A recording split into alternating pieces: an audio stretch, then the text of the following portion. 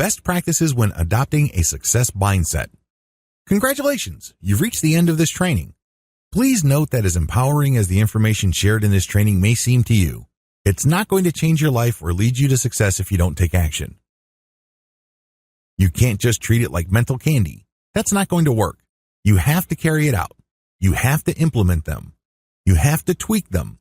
You have to customize them to your set of circumstances. In other words, you have to take action. Once you've carried these out, here are some best practices that will help boost your results. Mindsets are like muscles. When you adopt these mindsets, please understand that you have to test them.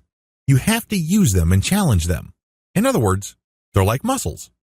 Remember the first time you went to the gym and tried on some weights at the bench press?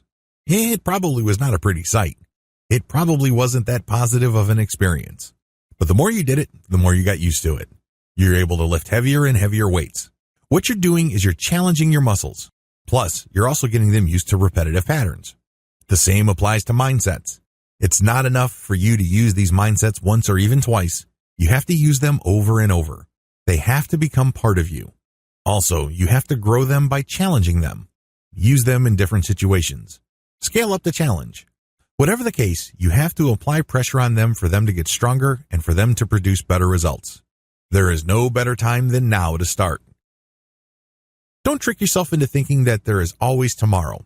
You have to start now. You don't have to do much, but you have to take action now. Stop waiting for tomorrow.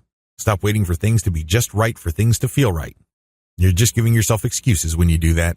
Instead, you have to commit. Every setback is an opportunity to learn. Make no mistake, you're going to run into problems adopting the success mindsets I've described in this training.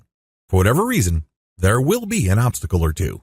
Instead of crumpling like a paper bag the next time you are challenged or experience a setback, look at them as opportunities. Don't get all emotionally worked up. Instead, focus on the sense that you've seen this before. Focus on the sense that this is not all that unexpected. Because when you're in that emotional state or frame of mind, you're more likely to look at the setback as an opportunity to learn. What could you have done differently? What could your attitude have been? How can you anticipate this issue and prevent it from happening again? Regardless, be ready to learn. One of the best attitudes you can assume when trying to adopt these mindsets is to assume the attitude of a student. When you're a student, mistakes are not the end of the world. They're definitely not a source of humiliation or embarrassment.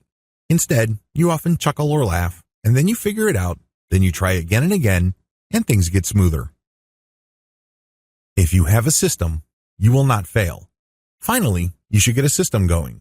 I've already discussed one possible way to deal with setbacks, which is to identify, optimize, dominate, and scale.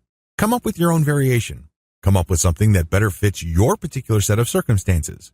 Whatever the case may be, come up with a system that is truly yours.